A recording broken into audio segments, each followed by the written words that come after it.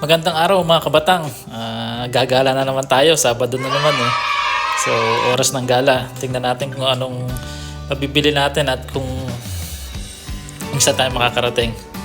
Sakay kami ng tren ngayon. Pupunta ng Coburn Central. Yun yung isang mall na malapit sa city. At maraming Asian na doon. So siguro maraming Pilipino na rin doon. At ito yung loob ng tren. Tahimik. Hindi pa masyadong maraming tao kasi maaga pa. Lumalabas kami dito maaga pa para maaga din makauwi kasi yung tren hanggang alas 6 lang at saka yung bus para din masulit namin yung gala. Tapos dyan kami punta sa Coburn Central. Tingnan natin kung anong meron dyan. So labas na tayo ng tren. Tapos dire-diretso na tayo. Alam ko mga 10 minutes walk pa to after metro station eh.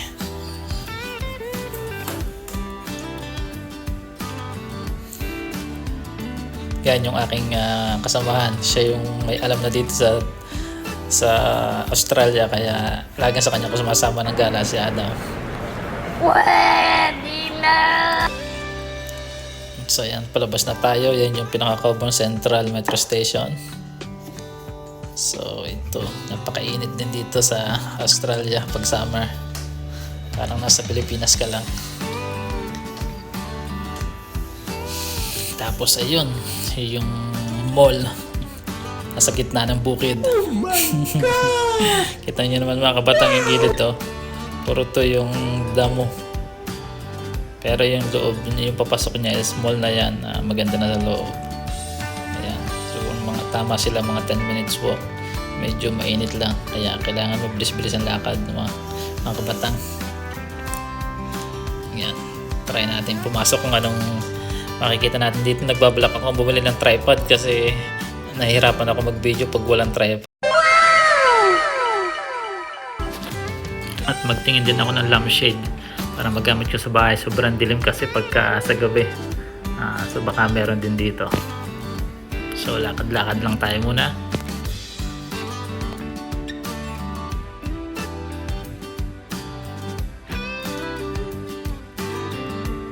May sale dito. Try natin pumasok dito. Wow naman! Window shopping lang tayo mga kabatang kasi wala pa naman tayong pambili. Tingnan lang, kuha lang tayo ng mga idea.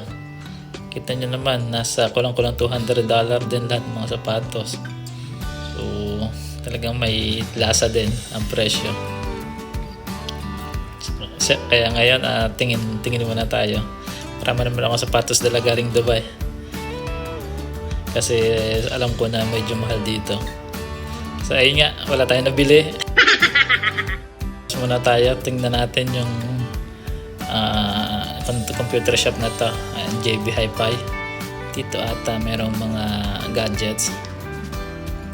Pumasok tayo at magtingin-tingin. Ayun no, ayan yung mga magagandang gamit pang vlog kasi hindi pa natin afford dyan. Soon, tingnan natin, pagpapalarin tayo. Maghanap lang muna tayo ng mura.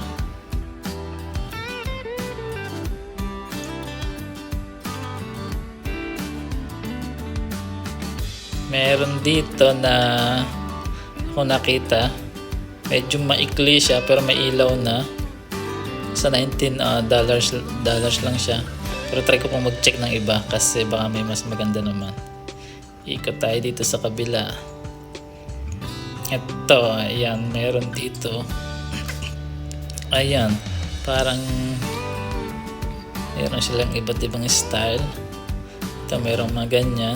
Pero hindi ko kursunado yung style kasi wala pa sila nung pinakapang clam.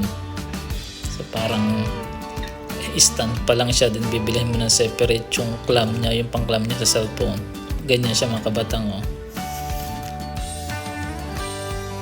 Check pa tayo sa katabi niya. Ito, pwede na siguro to. Kahit medyo mahal, may USB na siya. Tapos may clamp na siya. Tapos mahaba, pwede mo na rin siyang extend.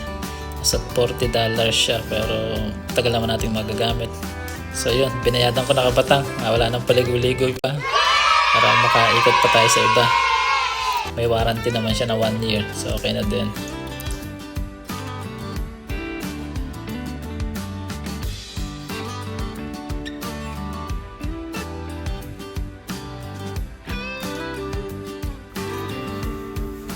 Ito, meron pala ding mga pastry sila dito. Pwede na siguro tayo pumasok ng trabaho dito. Ayan, may mga slices sila. Cakes. First time ko makakita ng mga cakes dito sa Australia. Usually more on pie sila at saka mga muffins. Kaya yung skill ko dito is na-transfer talaga sa pagiging pastry chef. Dating cake artist ako sa Dubai pero notice ako na mag-jump sa ibang position. So ayun nga mga kabatang, ito na naman tayo. Upload na naman tayo ng videos dito kasi mas mabilis sa mall. Napakabagal sa bahay. Ayan, finally naka-success na naman. So hintayin ko na lang siya matotally upload mamaya. And pwede na mapapanood nyo na siya. Ayun nga mga kabatang, nakabili na ako ng tripod ko, nakapag-upload ako ng video. So uwi na tayo.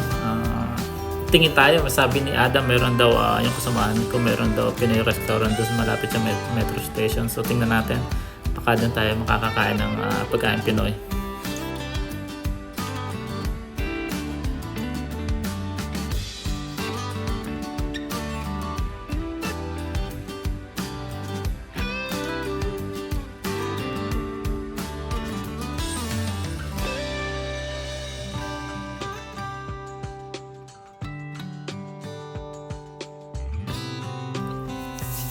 Ito, nandito na kami sa may malapit sa metro station. Ito na yung mga establishment sa gilid niya. Meron mga massage, shop. Meron din silang pagupitan.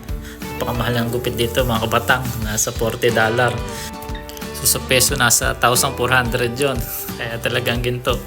Ito na, nandito na kami sa Pinoy restaurant. May mga masasarap na almusal sila dito. Ito, silog, tapsilog. Meron din sila nito mga pansit, mga literal na pagkain Pinoy.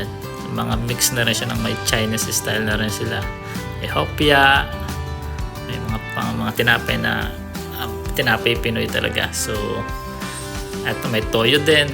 Makakabili ako ng toyo dito mamaya kasi itong hinahanap, matagal ko nang hinahanap simula ng dating ko.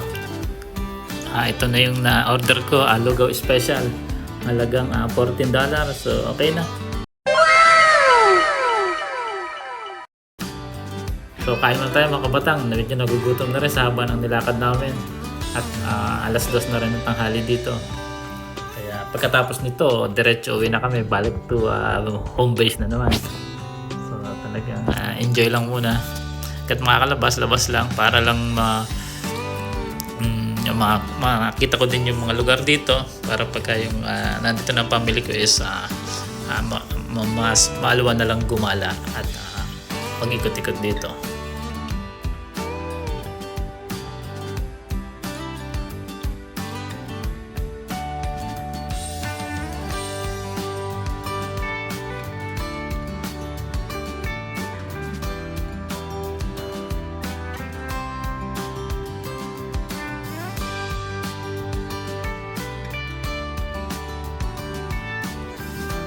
Nakabili din na ng toyo kabatang. Ang tagal ko na hinahanap to simula ng dating ko kasi.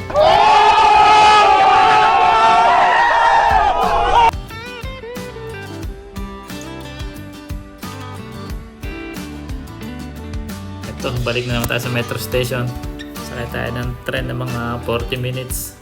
Then 30 minutes na bus bago makarating sa bahay. Mahaba-habang biyahe pa rin kung isa't kalahati to 2 oras pa to.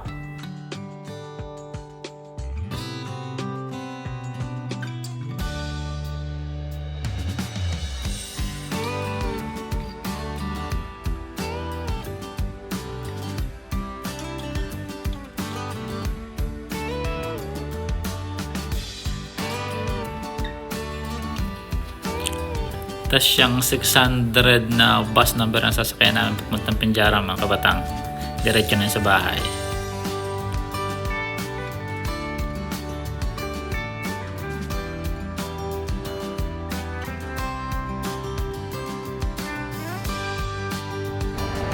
Ito mga kabatang, balik barracks na naman tayo. Nakaraos na naman ng isang gala. So pahinga muna. Tapos luto mamaya kasi at saka tulog. Galing pang gabi din ako, so parang 3 oras pa ang tulog ko para makagala lang. sakripisyo, pero mamaya naman mahaba naman yung tulog ko, kaya okay lang din. Diretso uwi muna tayo sa bahay para makapag-ayos-ayos. Hindi ko nabili yung lampshade ko kasi mahal na rin yung tripod na nabili ko, so okay na din yun. Next time na lang yung lampshade sa next gala naman. Kailangan lang talagang i-budget ang ating gastusin dito para makapagpadala pa rin.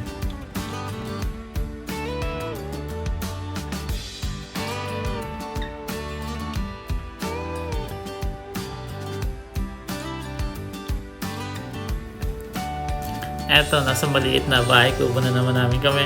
So, isang linggo na naman itong trabaho bahay. So, paano mga kabatang, sa susunod na video na lang ulit. Mag-aayos muna ako sa bahay, and then try kong magluto, and then kaunting kausap sa pamilya, then tulog na para makabawi naman. Sige mga kabatang, ingat po tayo palagi sa araw-araw.